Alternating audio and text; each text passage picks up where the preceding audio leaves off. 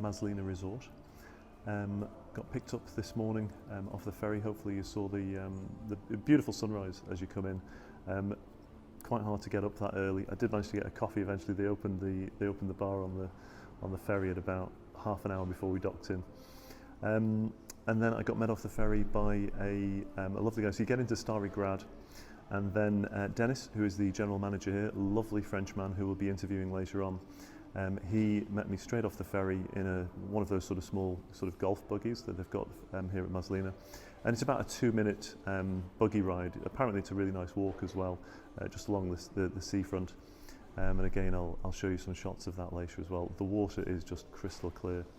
As soon as you step into the Maslina, it's an oasis of calm.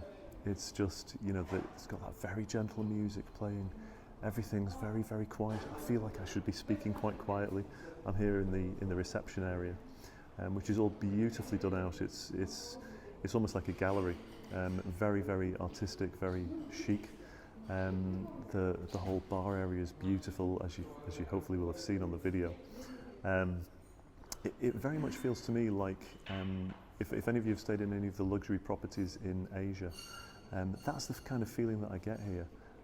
It feels like one of those kind of properties where it's very much about wellness. The spa, I believe, here is fabulous. Hopefully I'll get to see that later and share some footage. But it's just very tranquil, and I had a quick chat with Denis just this morning over a cup of coffee, and he was telling me how the focus really is on mindfulness, and they've been quite busy during the busy summer period, and they're hoping that they'll be able to still maintain that during the low season periods as well, and I can understand why.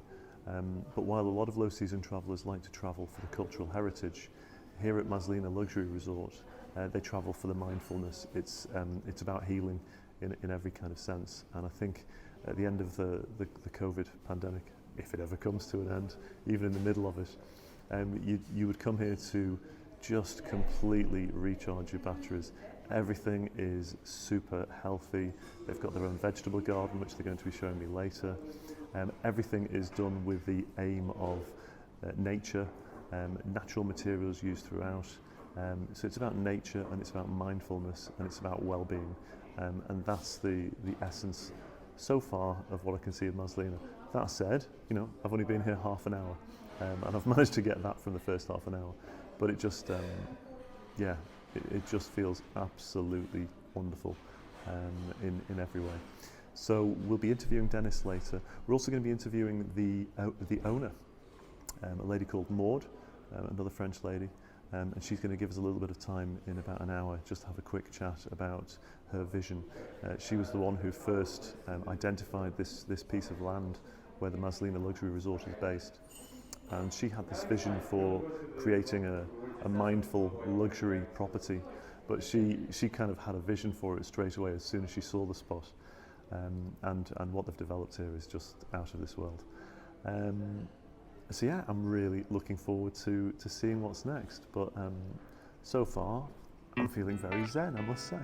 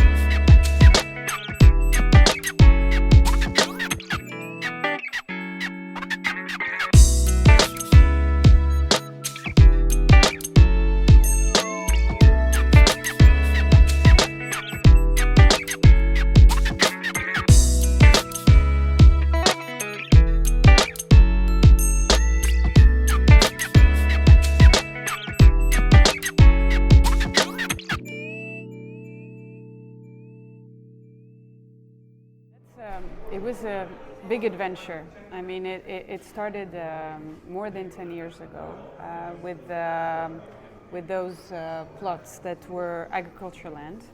And my father, at that time, with some investors, decided to invest in this land and try to do something with it. And I came in the picture about 6 years ago, when my father decided that, with all these investors, decided to maybe sell the land to potential investors around the world. And I literally fell in love with Croatia, this area, and all the villages around. And I said to him, you would be a fool to sell this to somebody else. Please keep it. And obviously, we had to think about a project. So we had different projects coming in, and we met people, and those people in the end guided us towards the hotel. So it wasn't a done deal from the beginning. We were thinking about doing villas. We didn't have a set idea, but it's an adventure that was created with different encounters of people, and then throughout all of these encounters and brainstorming of creating something, the designers came in also, and we all had the same vision of doing something to preserve the environment. It was hard for us to decide on constructing and destroying what was so beautiful. So we really tried to embed it into the nature, use raw materials, materials you can touch, that has this patina through time, and the adventure continued with all these group of people that had the same philosophy to try and do something different, but at the image of who we were, authentic people in a beautiful place. So that's how it came about.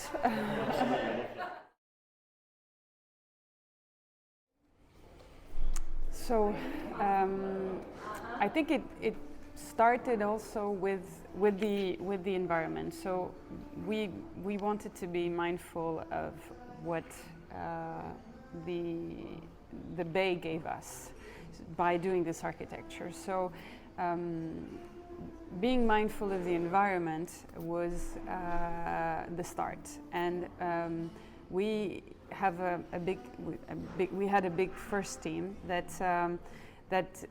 I engaged, obviously, so it was a big first project for me, but I really wanted to work mindfully with them. They are my co-workers, but there is a lot of respect, a lot of exchanges of ideas, and then we came about developing everything regarding the equipment of the hotel. So after, as we were talking earlier, after choosing all these raw materials, it came logic to for the equipment to be the same, to be this authentic material, this non-single-use plastic. So this came also about mindfulness about the environment. And in the end, we had to recruit the staff. And I really wanted people to understand the philosophy of the hotel. And I needed staff that understood that, but really felt it. Because you cannot pretend to be empathic. You're empathic or you're not. I mean, you can do whatever you want.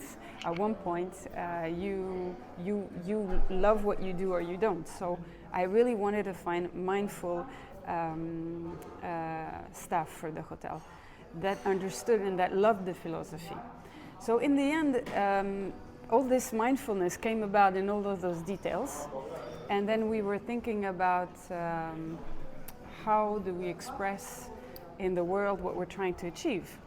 So luxury came about, obviously, because luxury, but in a different way. Luxury of the space, of all the environment that you're around. Luxury in the details, in the service, because service had to be really high-end. That was one of my goals. And the mindfulness word came about so simply in the end. Yeah, I think that what makes it real is that there is this fil rouge, you know, that goes in every single detail, because everything has been thought. everything from the selection of the books to the cutlery to the carpets to everything. And this is why it makes this mindfulness true, because we really try to have this everywhere in the details. Well, we are really, I mean, without actually thinking about it, because obviously I did not know COVID would happen, but without thinking about it, we found the I think the escape for people because of this, all those raw materials, this homey feeling, this huge space. It really is the escape that you want to go to after all the tough times that we've been through. So fantastic. I know you pushed for time, so we'll leave it there. Thank you so much. It's an absolutely wonderful resort. Thank you very much. And you're an absolute inspiration. Thank you so much.